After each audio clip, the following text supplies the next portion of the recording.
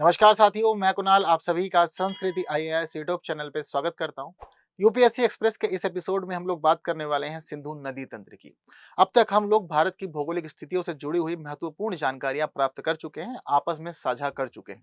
अब जरूरी है कि हम लोग भारत के कुछ प्रमुख नदी तंत्रों की बात करें और उनसे जुड़ी हुई महत्वपूर्ण जानकारियां हासिल करें, आपस में साझा करें। तो आज सिंधु नदी तंत्र की बात करेंगे, साथ साथ बात करेंगे इसकी 5 प्रमुख नदियां जिनको पंचनद के रूप में भी जाना जाता है। तो इसी क्रम में सबसे पहले समझते हैं सिंधु नदी के बारे में और उससे जुड़ी कुछ खास बातें। जैसे कि सिंधु नदी का उद्गम कहाँ है, तो देखिए उद्गम मतलब कहाँ से इसका ओरिजिन होता है, कहाँ से यह एक छोटी सी धारा के रूप में निकलती है, बाद में अपना एक विशाल रूप लेती है।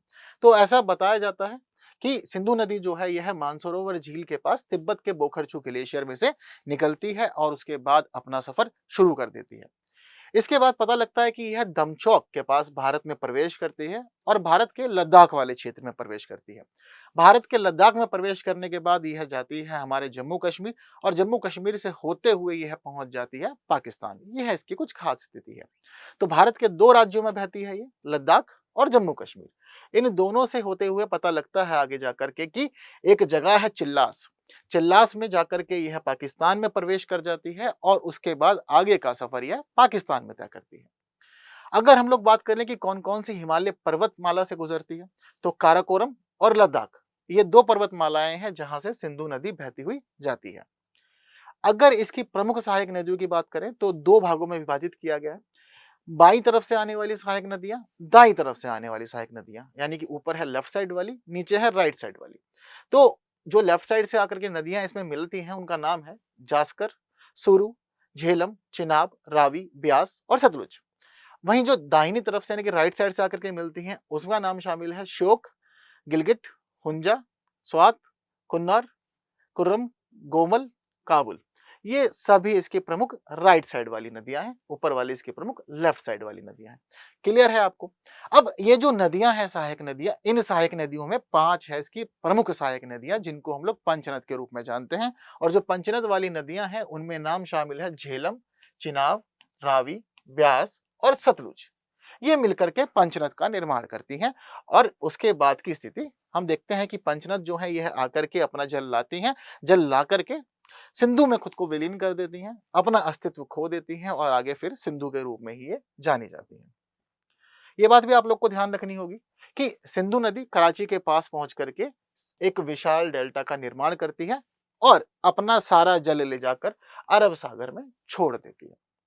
ये सारी प्रमुख बातें हैं सिंधु नदी की। चीजें क्लियर है आप लोग को? आगे बढ़ते हैं, सतलज नदी से जुड़ी हुई बातें कर लेते हैं। आपको मैंने पहले बताया था कि सिंधु नदी के साथ साथ इसकी जो 5 प्रमुख नदियां पंचनद हैं उनकी बातें भी करेंगे। अब बात कर लेते हैं सतलज की। सतलज का पुराना नाम शतुर्दी है और इसका उद्गम होता है तिब्बत में राकसताल झील से। यह शिपकिला दर्रे से होकर भारत में प्रवेश करती है और भारत में प्रवेश करने के बाद हिमाचल प्रदेश और पंजाब में बहती है। इसकी कुल लंबाई जो है वह 2459 किलोमीटर है। और वहीं इसके साथ साथ यह भी देखने को मिलता है कि यह जो नदी है यह भारत और पाकिस्तान के बीच एक सीमा का निर्माण करती है। यह जो सीमा निर्माण करती है यह सीमा निर्माण कुछ इस प्रकार से है। ठीक है, चीज क्लियर है आपको? आगे हम लोग यह भी देखते हैं कि सिंधु की सबसे दक्षिणी सहायक नदी भी इसको माना जाता है। सिंधु की सबसे दक्षिणी सहायक नदी किस प्रकार से है, यानी कि काफी लंबा सफर तय करती है और जिस प्रकार जहां से इंडस निकलती है लगभग उसकी कुछ ही दूरी पे से सतलज भी निकलती है, लेकिन दोनों पैरेलल पैरेलल बहती हैं। जो सिंधु है यह उत्तर पश्चिम दिशा में जाती है जबकि सतलज दक्षिण पश्चिम दिशा में जाती है और आगे ब्यास से मिलती है। ब्यास से मिलने के बाद सतलज आगे बढ़ते हुए सिंधु नदी में आके विलीन हो जाती है। इतना भी क्लियर है? इसके साथ साथ आपको यह भी पता होना चाहिए कि यह सिंधु की सबसे लंबी सहायक नदी भी है और यह एकमात्र सहायक नदी है जो तिब्बत से निकलती है। जैसे कि बताया आपको मैंने, पैरेलल ही लगभग निकलती है। तो सिंधु निकलती है तिब्बत के अंदर बोखरछू से और वहीं यह निकलती है जैसा कि आपको मैंने बताया राकसताल झील से। चीजें क्लियर? ओके। इसके आगे हम लोग को देखने को मिलता है कि इसकी प्रमुख सहायक नदियां कौन कौन सी है, तो चिनाब, ब्यास, बांसपा, स्पीति और सुआ इसकी प्रमुख सहायक नदियां हैं। इसके ऊपर कुछ खास परियोजनाएं भी हैं, जैसे कि इस नदी के ऊपर हिमाचल प्रदेश में तैयार किया गया है लोहरी स्टेज 1 जल विद्युत परियोजना। वहीं एशिया का सबसे ऊंचा बांध जिसको भाखड़ा नागल बांध के रूप में जाना जाता है वह भी सतलज नदी के ऊपर ही है। हिमाचल प्रदेश के बिलासपुर जिले में सतलज नदी पे बना हुआ है गोविंद सागर झील। और इसके बाद इंदिरा गांधी नहर भी इसी नदी के माध्यम से तैयार की गई है। चीजें क्लियर? ठीक है, आगे कुछ बातें कर लेते हैं अब चिनाब नदी की। चिनाब नदी की खास बातों में हम पता लगता है कि दो नदियों से मिलकर के बनी है, चंद्र और भागा। चंद्रभागा दोनों मिलती है तब जाकर के बनती है चंद्रभागा। और उसके बाद हम यह भी देखते हैं कि या तो चंद्रभागा बोल सकते हैं या फिर चिनाब बोल सकते हैं, दोनों बातें एक ही नदी की हो रही है। चंद्रा और भागा हिमाचल प्रदेश के लाहौल और स्पीति घाटियों में बारालाचाला दर्रे के क्रमशः दक्षिण पश्चिम और उत्तर पश्चिम मुखों से निकलती है। यानी कि चंद्रा जो है यह निकलती है बारालाचा दर्रे के दक्षिण पश्चिम से, और वहीं भागा जो है निकलती है इसके उत्तर पश्चिम मुख से। निकलते हुए आगे बढ़ती है, चंद्रा नदी जो होती है लगभग 125 किलोमीटर की कुल लंबाई पार करती है, तब जाकर के आगे तांडी में भागा से मिल जाती है।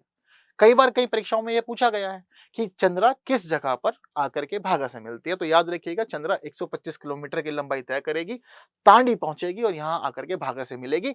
अब आगे जाकर के यह चिनाब या फिर चंद्रभागा के रूप में जानी जाएगी। इसके साथ साथ आपको पता होना चाहिए कि हिमाचल प्रदेश में इसकी लगभग 90 किलोमीटर की लंबाई है।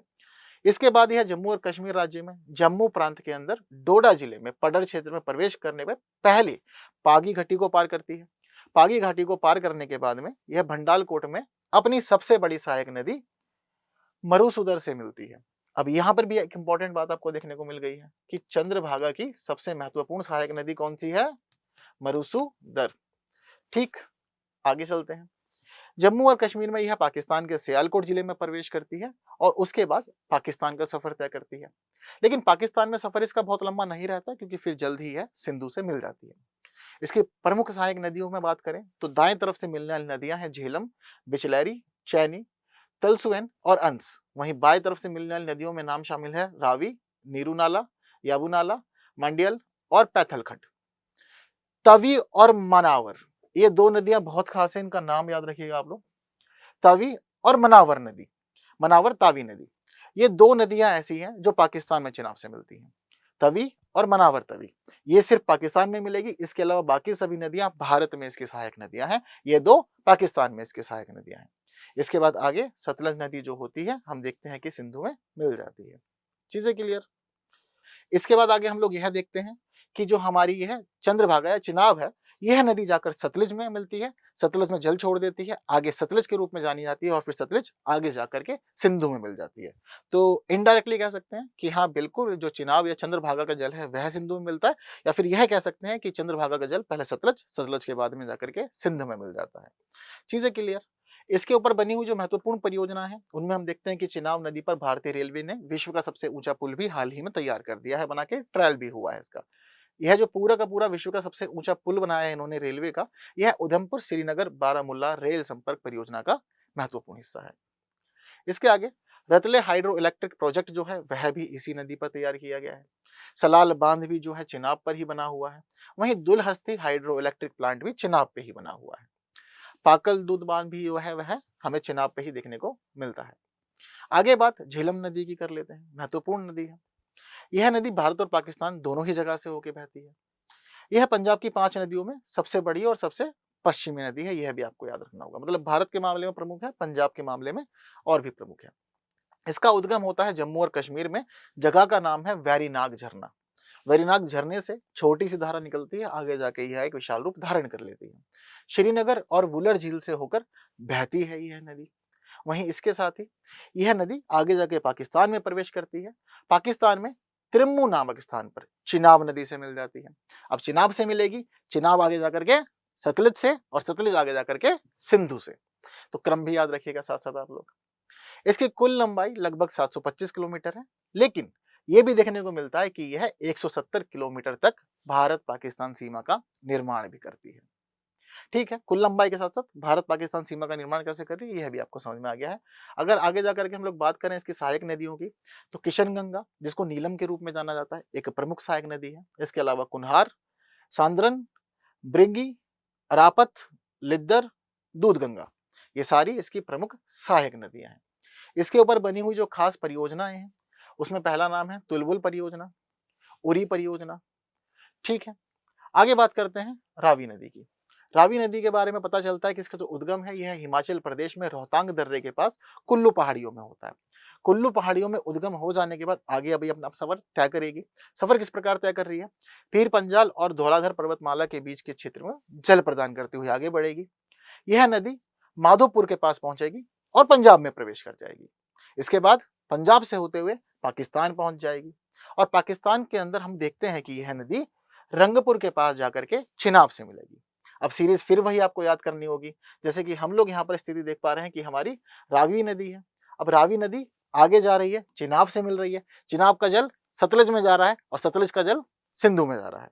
सीक्वेंस क्लियर है? ठीक है, आगे बढ़ते हैं। सहायक नदियां समझते हैं तो पता लगता है कि इसकी सहायक नदियां हैं वुदिल, साहो, रियोल, चेरचंड नाला, उज नदी। यह सभी इसकी प्रमुख सहायक नदियां हैं। इसके ऊपर प्रमुख परियोजनाओं में शामिल है रंजीत सागर बांध, इसके अलावा शाहपुर कंडी बांध परियोजना।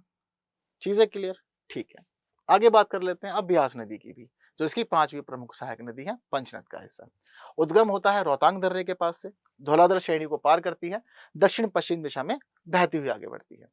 पंजाब में हरी के नामक स्थान पर सतलुज नदी से मिल जाती है। अब बाकी नदियों में हमें क्या पता लगा था कि एक एक करके मिल रही है, लेकिन व्यास की खास बात क्या है कि व्यास सीधा आती है और आकर के सीधा सतलज में मिलती है। ठीक है, चीजें इतनी क्लियर है। यह नदी पूरी तरह से भारतीय क्षेत्र हिमाचल प्रदेश और पंजाब में ही स्थित है।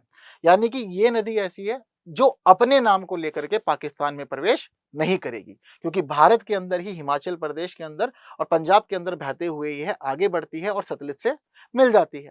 तो इस वजह से पता लग रहा है कि इसका पूरा का पूरा अस्तित्व हमें भारत में ही देखने को मिलेगा, लेकिन इसका जल पाकिस्तान जाता है, इसमें कोई दो राय बिल्कुल नहीं है। इसकी जो प्रमुख परियोजनाएं हैं, पौंग बांध, ठीक है, तो यह इसकी प्रमुख परियोजना है, एक ही हमें देखने को मिली है। चीजें क्लियर हैं? तो यह जो सिंधु नदी तंत्र है हमारा, बेहद महत्वपूर्ण है और अनेक प्रश्न परीक्षाओं में पूछे जाते हैं। वहीं सामान्य ज्ञान के लिए भी जरूरी है कि ये सभी चीजें आपको पता ही हो। तो उम्मीद करता हूं कि सिंधु नदी तंत्र से आपने बहुत कुछ सीखा होगा, नई जानकारियां मिली होंगी। बाकी ऐसी और जानकारी के लिए चैनल पे बने रहें। वीडियो पसंद आए तो बाकी साथियों तक शेयर जरूर करना है, वीडियो को लाइक किए बिना नहीं जाना है। ऐसे ही पढ़ते समझते हुए आगे बढ़ते रहना है। आज के लिए दीजिए मुझे विदा, अगली वीडियो में फिर कुछ नई बातें करेंगे। Thank you so much.